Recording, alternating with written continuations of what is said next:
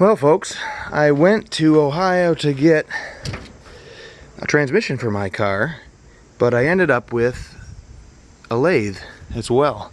Full disclosure, I'd been in the market for some time, and I struck while the iron was hot, I guess. It was on the way, or on the way back, whatever you want to call it.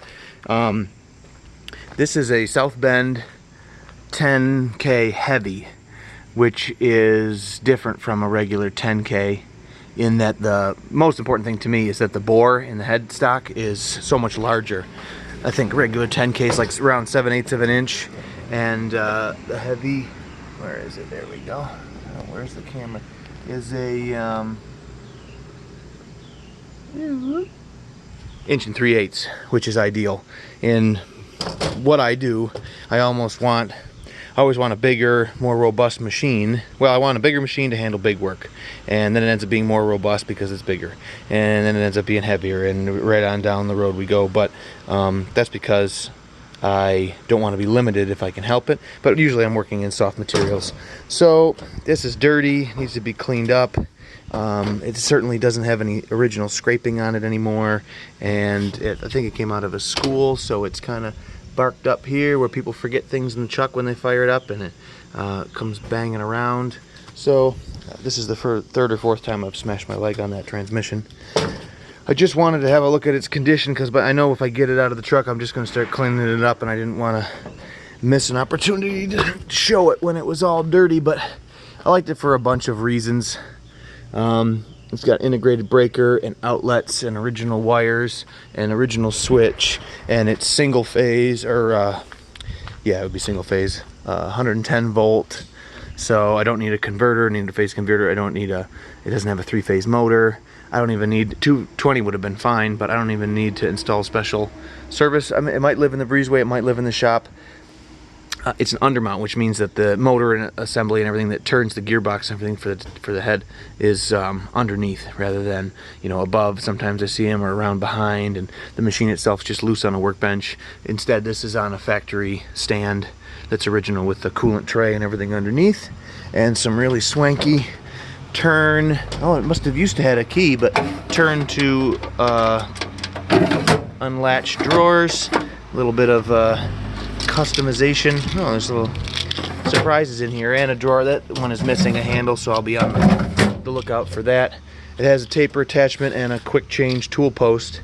It's not a Loris or anything. It's a phase 2 or something. It's Chinese, but it's fine for me. Certainly much better than the OG. And, you know, Jacob's Chuck.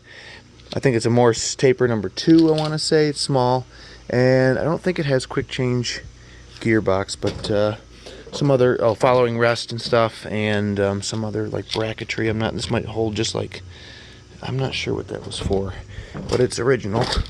And then we've got the tooling, which is kind of the nicest part. 3-jaw and 4-jaw chuck. All of the tool holder pieces for the quick change post, live center, dead center, and vintage tooling. You know, this is like older style. This would be like, I would say, the most contemporary style of carbide insert. The geometry has that edge all the way around, and it's just held in with a screw right through the middle. And these are, you know, older carbide insert that has this component that holds it. And then you got your tool steel here too somewhere. I thought there was a few. Maybe I left them in here. You know, this is all the stuff that came with it, all these little boxes of, they would have been all the little triangular carbide inserts. But there's some tool steel cutters or whatever in here too. They're just like a ground piece of, I was sure there were some, you know, like this. You know, which will work fine for some things. So some tools, you know, some little insert screw tools. This thing, must have been somebody's idea here. Cleveland Octacut. I believe it's used like this, and then you just rotate these in. Everybody had a different idea of how to get how to set up and machine these carbide inserts efficiently, and create something that can be rotated and used all the edges as they're fresh edges before you throw the thing away. So I don't know if this is stuck around or not, but I have that thing too. And what else? well, that's that, I guess. Oh, I know what it was. You won't see it until the next video, I guess, but there's a full, I think they're 3C set of collets in an organizer.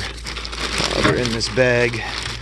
Bear with me while we had the risk of some rain in our travels, so I had everything, well, I didn't have that wrapped, and we ultimately weren't rained on, so that was good. But yeah, there's a full set of collets on like an organizer.